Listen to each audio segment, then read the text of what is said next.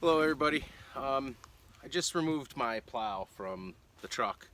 We had a snowstorm the other day and it got me to thinking about the whole snow plowing thing here on the homestead and how we started out and the progression of where we are, and there's some reasons behind that, and the good, I guess, the bad, about different options that you have as far as plowing on the homestead. So when we first moved up here, 2001, we were just starting out. We had just built the house and my wife was pregnant and we didn't have a whole lot of money. So we pretty much spent everything that we had on getting up here. So as far as snow removal, I had a quad with a plow on it, and I was, I guess, a lot dumber back then because I felt that I would be able to handle this driveway with a quad and a plow, and I did for the first 2 years.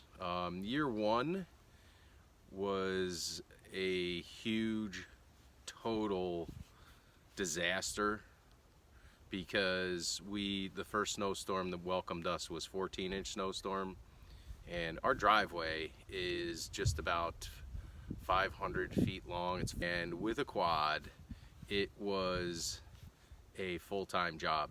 I was getting up, 3 o'clock in the morning, just staying on the snow. I couldn't get more than 2 or 3 inches, or else I was buried. Luckily, I also had a smaller Kubota tractor, the B2100, and to use that to push back snowbanks and all that good stuff. If we really, once we got pounded, I could keep the driveway clear with the quad, but again, only a couple inches could accumulate before I'd have to go out and stay on it. And luckily, the snowstorms we got were in the evening / afternoon, so we didn't get pounded during the day while I was at work, where it would have been something that I couldn't handle. I mean, I could with the tractor, but again, lucked out. And then what I would do is on the weekends, take the tractor and just push the snowbanks. So that was our first couple years. Then I got a plow truck. It was a yard truck / plow truck. So kept it. It was a Toyota pickup truck with a plow on it. But I actually bought the plow, put it on the truck, and used the truck around the property as well as snow plowing. And that was good. It wasn't great because just the mice would get into that plow truck, and it was setting. It was constantly setting. It wasn't setting too bad because I would use it around during the summertime, moving some dirt around, mulch, wood, all that good stuff. So it did get some use during the summertime as well, but primarily it was just, the plow truck. And then we were thinking about getting a plow for the tractor, and I was just thinking about that, and it'd be slow. The tractor doesn't have an enclosed cab, so it would be cold. Like the quad was extremely cold and miserable. Thank God I was younger then. And so I was like, the tractor thing is out as far as keeping up, plowing the driveway and plowing back to the shack. And so then I got another plow truck because the Toyota just eventually, it died out. It had 220 some odd thousand miles on it. And I had a Ford Ranger, and again, it became, it was it was my daily driver, and then it became a dedicated plow truck that I just strictly use as a plow truck. And there's a problem with that. It just sits, and the mice, they are horrific, and they just would get into the heating system. So I'd go to turn the heat on, and just the smell was just, it was god awful. I put mothballs in there, and the mothball smell would give me a headache. And then I used peppermint. The peppermint worked actually pretty good, but just these things sitting, brake lines would rot. So then they would go, and then I'd plow for a stint without brakes, and then, kind of go sliding into a tree or sliding towards the house or a car parked, and I was like, all right, I can't operate without brakes. So then you repair the brakes, and it just, with these plow trucks, if that's all you're using them for, they are just apt to rot and have issues. Even the mice, I kept them out of the interior, and then one year I went to start the truck up and it wouldn't start. I couldn't figure it out. I could go through the whole scenario. It was hours and hours on end trying to figure things out. But what basically had happened is mice built a nest in the exhaust pipe, and even in like where the catalytic converter was, that was all chock full plugged. I don't know if it was just mice, maybe, chipmunks, things of that nature. And it was just a mess. And it just seemed every time I would, use the truck, either battery, something would go wrong, because, any vehicle that you have, they're not meant to just set.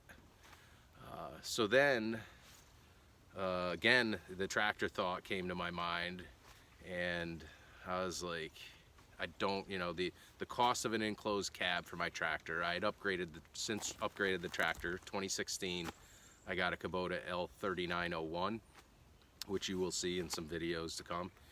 And I think the cab, it was like $5-6 grand to put the cab on it. And we are primarily woods up here, and a lot of trees, and the trails are pretty good.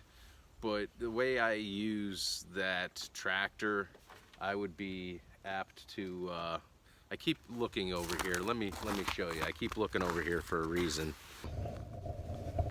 because I don't know if you can see that, but that's Duke. He's in the back of the side-by-side. He's relentless. He jumped in there, and because I just took the side-by-side out, because we were gonna go for, I don't want to say it's the R word, R-I-D-E. But I had a thought, and I figured I'd share here. But that's him in the background there. That's that noise that you hear. He's just clawing around and wanting to get out. But anyway, where was I? The Kubota, the tractor, the L3901. It was like $5-6 grand, I think, for the cab with heat and all that. And you can't go as fast as you would with a truck. The other thing is that I had other people, I got to plow my parents out, and other things have come on in that the last couple years, 2-3 years ago, when I got the plow for the F350. My parents, the guy that used to plow them, he's done, and I'm like, you know what? I'm gonna, maybe if I get a plow for my pickup, I can plow my parents out, I can plow my grandmother out, plow us out. It's all good. So that's what I did, and I couldn't be happier.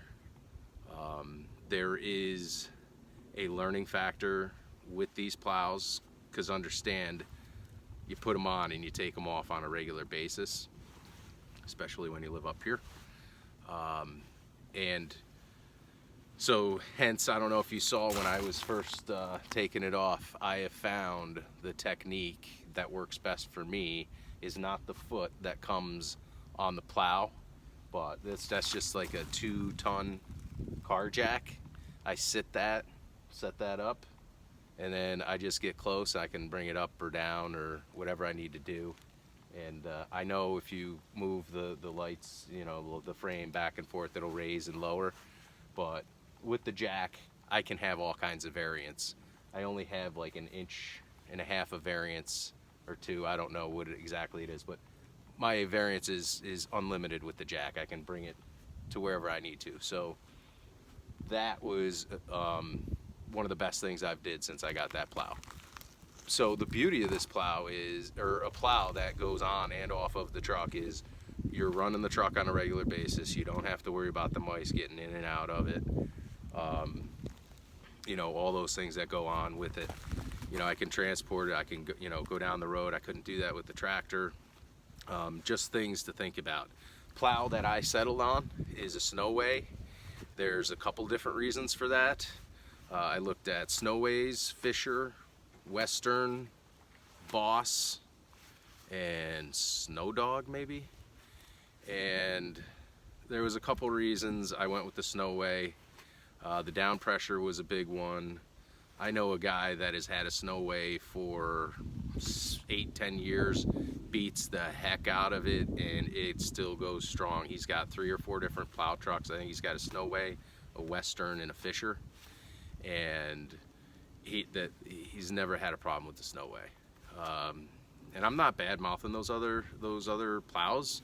I'm just stating, you know, facts that I'm aware of in my own little world. The one thing that I like the Snowway, the down pressure, reliability, the wireless remote, so I didn't have to drill a hole in my firewall, so didn't have to really, because I didn't feel comfortable doing that with my truck when I first got it.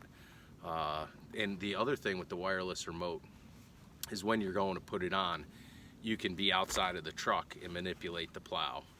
All right, so this is the frame of the plow. Do you see how low that is to the, you know, it's just low, and the variance to what my clearance would have been, it's low. That's the one downfall of this plow. But other than that, I'm pretty pleased with the Snowway.